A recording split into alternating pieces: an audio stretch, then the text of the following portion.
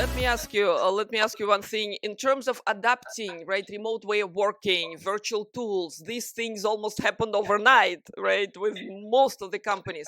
Let me ask you about some deeper transformations, because companies had to revisit their relationship with customers, with partners, with entire world out there. So, what changes have you seen in business models, business processes? What kind of changes are happening out there?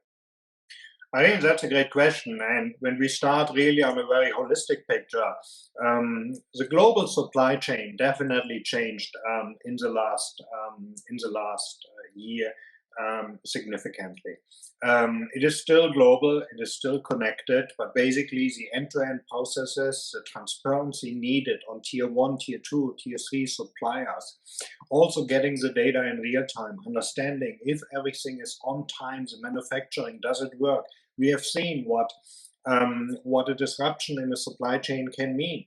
The city of Wuhan, in the middle of the Hubei area in China, where the coronavirus started, basically after the lockdown, people understood how much it impacts their business. People also understood how many suppliers, they might not even know if it's tier two, tier three, tier four suppliers, if the business is no longer working, they can't manufacture anymore, they can't produce goods, what is shipped around the world.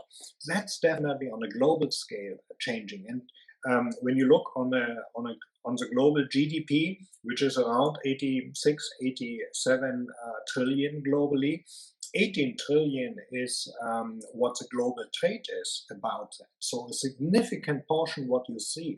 And it got definitely disrupted due to the situation of the coronavirus. When you look now what companies are doing on the business model, this is something on the innovation side. We see different things happening at the same time. I think one positive element is I think the world has never seen before how fast it is possible to create a new vaccine.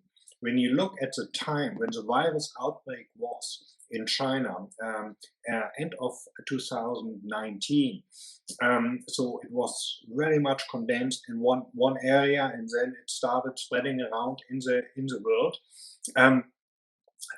Companies work together, laboratories work together, scientists, universities to team up to look at any aspect to find a vaccination as fast as possible. In the meantime, we have different ones. There's a European one, BioNTech. They are teaming up with Pfizer. There's Moderna in the United States. There's now AstraZeneca in the UK. So in different parts of the world. I don't want to go for an exhaustive list on that, but it's amazing seeing also different approaches, how fast innovations are happening. On the other side also, we learned a lot about the need for big data, for transparency, for analytics, that we really understand how does our supply chain really work? How is logistics connected? Could you ever imagine that in Europe, in the European Union, the borders are getting closed? So something, I'm grown up in a time where basically the European Union really became fully effective. Open borders everywhere, you could travel where you wanted, any point in time. This was really a big relief. No more traffic jams at a border control station. But now we have seen, oh wow, it's not only that there's a control, it is a lockdown. It is really stopped, that you can't travel from one country into another. Companies were totally surprised about that. And this is really where you see, wow, you need to understand also the insights about all the aspects of your supply chain, of your production, of your logistics, and distribution, what you do. When I got appointed as Chief Procurement Officer back in 2011 at SAP, it's exactly now 10 years back. There were two events which happened, and probably everyone remembers. The first one was Fukushima, and the second one was the flood in Thailand. I think we learned a lot I was at a procurement conference at the time when Fukushima happened, or just after Fukushima happened, and I talked to a lot of CPOs. I was also fairly new in the role as being a chief procurement officer, and we had good discussions, and I tried also to ask a lot of questions to learn what are the priorities in procurement right now, what is it what other companies do, that I can also get some insights which might be helpful for SAP's procurement transformation I signed up to drive. And a lot told me, hey, very horrible what happened in Fukushima, but fortunately we are not so much impacted because we are not doing so much business in that area.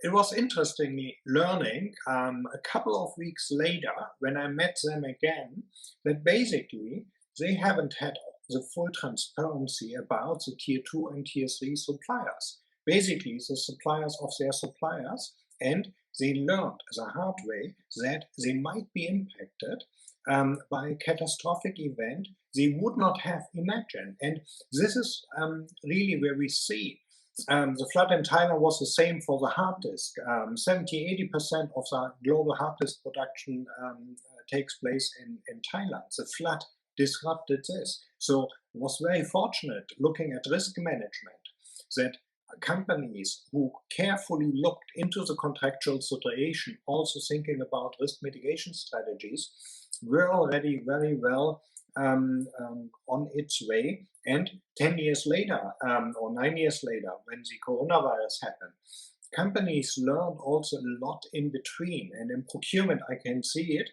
that de-risking the supply chain definitely is a core priority.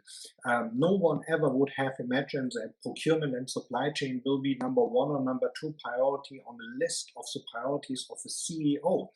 We have seen this in the last 12 months on a regular basis because there were many disruptions of supply chains. Therefore, it is a change also now, how to make supply chains more resilient, to focus more on risk management, to monitor risk, but also on the other side, to look at the globalization. You mentioned the processes, the innovations, the business models. Companies looking entirely new on how they can de-risk the supply chain by also thinking about what are alternative sources, alternative suppliers I can team up.